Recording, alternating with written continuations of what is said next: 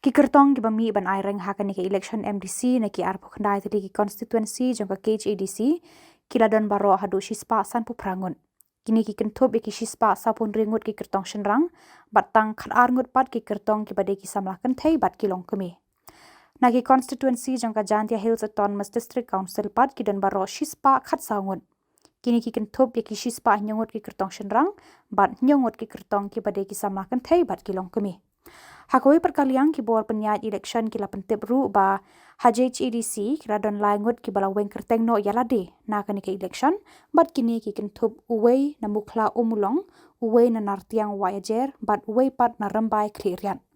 Kat ba haki constituency jong ka KHADC pat Shillong don satia ki ba weng kyrteng.